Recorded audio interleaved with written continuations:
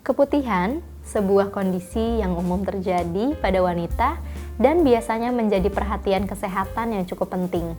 Hari ini, kita akan membahas secara mendalam tentang penyebab, gejala, jenis keputihan yang normal dan juga tidak normal yang mengindikasikan masalah kesehatan, serta langkah-langkah pengobatan dan pencegahan yang dapat dilakukan agar organ reproduksi kita tetap sehat.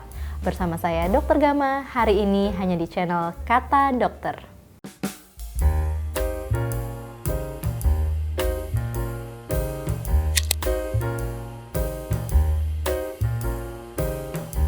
Jadi, keputihan itu adalah nama medisnya leukore, yaitu keluarnya cairan atau lendir dari liang vagina.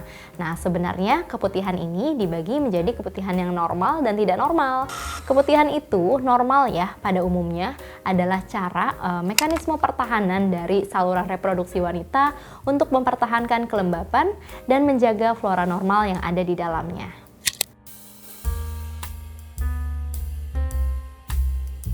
Baik, jadi keputihan tadi sudah disampaikan ada yang normal, ada yang tidak normal. Dikatakan normal apabila tidak memiliki warna, kemudian tidak berbau, tidak mengeluarkan gatal, dan juga tidak ada keluhan.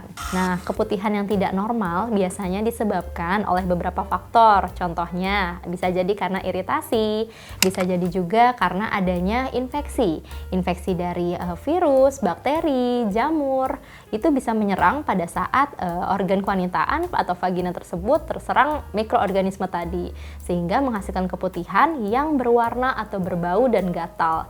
Warnanya bisa dari putih susu sampai kuning kehijauan atau bahkan bisa disertai bercak darah. Kemudian baunya bisa jadi seperti bau amis. Lalu gatal juga terasa dominan di area kewanitaan dan juga bisa disertai rasa perih seperti iritasi. Nah, penyebabnya tadi apabila dikarenakan jamur, biasanya nama penyakitnya adalah Candidiasis vaginalis. Kemudian banyak juga bakteri yang bisa menjadi penyebab infeksi dari vagina tadi. Ada contohnya ada Bacterialis vaginalis, kemudian bisa juga Trichonomiasis, lalu ada beberapa bakteri lain yang bisa menyerang. Lalu bisa juga karena iritasi tadi, iritasi atau alergi terhadap satu bahan atau produk yang kontak dengan vagina. Nah, namun pada kondisi normal sebenarnya keputihan pun biasanya berlangsung agak banyak pada beberapa periode, seperti pada saat masa ovulasi, juga pada proses kehamilan. Jadi, Anda harus memperhatikan dulu seperti apa gejala yang timbul pada keputihan, harus bisa dibedakan mana keputihan yang normal, mana juga keputihan yang tidak normal dan butuh penanganan medis lebih lanjut.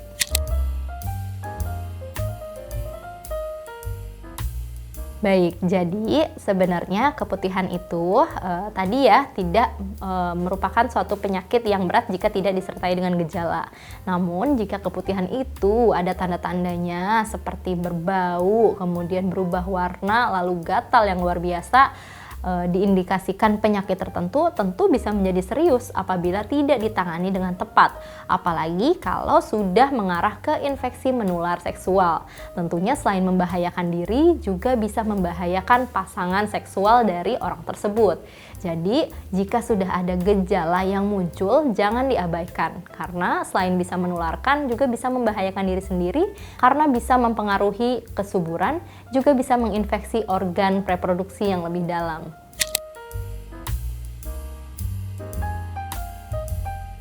Baik, jadi cara untuk menghindari keputihan yang tidak normal yang pertama tentu dengan menjaga kebersihan.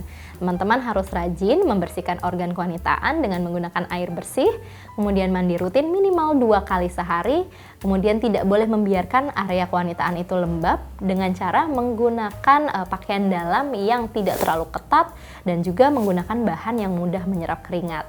Jika sehabis buang air kecil atau buang air besar, jangan lupa membersihkan dengan arah dari depan ke belakang. Tidak boleh arah membersihkannya dari belakang ke depan, karena akan memindahkan bakteri dari anus ke bagian vagina. Lalu jangan lupa dikeringkan ya.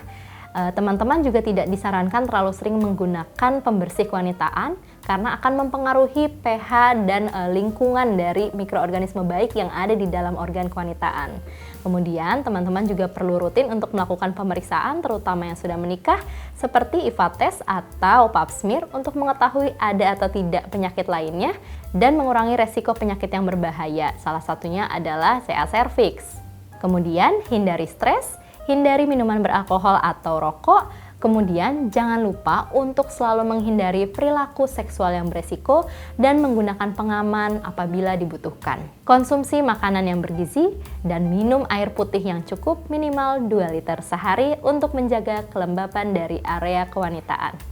Nah, kemudian untuk teman-teman yang seringkali menggunakan panty liner, sebenarnya tidak baik ya apabila terlalu sering karena dikhawatirkan akan lembab dan menjadi sumber mikroorganisme itu berkembang. Jadi, jika memang merasa tidak nyaman karena basah atau sering berkeringat, rajinlah mengganti pakaian dalam. Dan jika mengharuskan menggunakan panty liner, diganti minimal 4 jam sekali.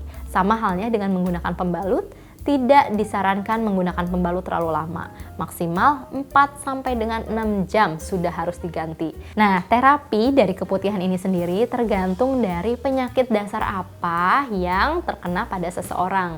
Apabila infeksinya dikarenakan jamur, tentunya harus mendapatkan obat anti jamur, contohnya miconazol, ketoconazol, atau bahkan nystatin. Nah, obat-obatan tersebut bisa dikonsumsi dengan cara diminum atau ada yang dimasukkan langsung melalui liang vagina. Nah, kemudian apabila disebabkan oleh bakteri, tentunya harus mendapatkan antibiotik ya. Jika ada peradangan, kita harus memberikan obat untuk mengurangi proses peradangan dan inflamasi. Obat-obatan tersebut bisa kamu dapatkan dengan resep dokter, tentunya dengan berkonsultasi dengan dokter terlebih dahulu. Dan jika keputihan disebabkan oleh ketidakaturan hormonal, kamu juga bisa mendapatkan obat-obat hormonal. Semoga setelah menonton video ini, Sobat Kata Dokter memiliki pemahaman yang lebih baik ya tentang kondisi keputihan, termasuk penyebab, gejala, dan langkah-langkah pengobatan, serta pencegahan yang dapat dilakukan. Kalau kamu nonton sampai habis, coba tinggalkan emoji ini ya, agar aku tahu nih kalau kamu sudah menerima informasi kali ini dengan baik. Kamu berhak sehat, jangan sampai sakit berlanjut. Saya Dr. Gama, sampai ketemu lagi di episode berikutnya. Bye!